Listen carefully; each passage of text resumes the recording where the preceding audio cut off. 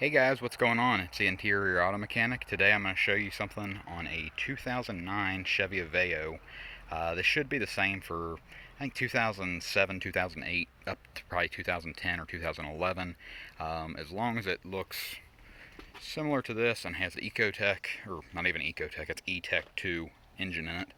I would say you're probably going to have the same layout and wiring and everything. These are kind of the same motor for a while.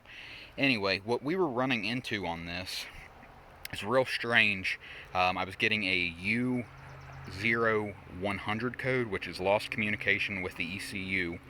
I read online, a lot of people were saying, hey, check your grounds, check your grounds. I did that. The main ground that they were talking about, if you're looking here, there's the ECU. This is, again, front of the car coming in. Batteries here. Right there, where it's sanded, that right there is the ground that everybody was telling you to check. So I pulled the bolt out, sanded behind it, make sure it was getting good contact. There's also another ground that is, if you're looking at the battery and you come straight down, it's right there. I did the same thing to it. I was still getting the same U0100 code after that. But while I was doing that, I actually noticed that there's a resistor that's right here. It's the strangest design, or one of the strangest cheap designs that I've seen in a long time. It's this white block. It's actually a porcelain block, and mine had a huge crack in the side of it, and rust and everything, and that's actually for a fan resistor. And what I come to the conclusion on was that was backfeeding somehow to the ECU, or what I could put together in my head was that it possibly was backfeeding. So with the U0100 code, I was getting somewhat of a lumpy idle. Also, when you go to put it into gear, it would clunk going into reverse and clunk going into drive really hard. It was like it didn't know what it was doing. So if you have any of those symptoms, or there's some other symptoms for a U0100, I would highly recommend checking this part right here. I will link it down in the description below to GM. There is no aftermarket for this. It was roughly 20 bucks, I think, from GM, and it took me a couple days to get it. You can get it off eBay as well for probably $15 to $25, but I would highly recommend that.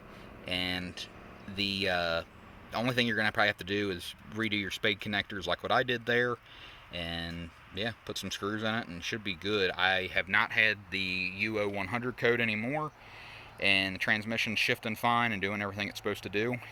So other than that, to get to it, the easiest way, there's three 10mm that hold this on. There's one here, one here, one here. For this is the power steering reservoir. You lift that up, you can kind of scooch it over to the side a little bit. To take the battery out, 10mm here, 10mm here. Use deep well sockets on those two. There's a 10mm here, and then pop this up and there's a 10 there as well. Take your terminals off, take your battery tie downs off, and then after that you can take your whole battery out. The battery tray is held in by 4 12mm bolts. You can see 2 there, and then there will also be 2 underneath this battery that have washers. The 2 with washers are on this side, 2 without washers are right there and there. The only other one you're going to have to take out, and actually I need to put one in here, is a 10mm that will be right here. This fuse box will slide up just enough to get the battery tray off of it. After that, you'll have free access pretty much to everything down there. You can clean your grounds up, do all that stuff, and should be back hopefully to normal for you. If this video helped, please hit the like button. Consider subscribing to the channel, and good luck on your project, and have a great day.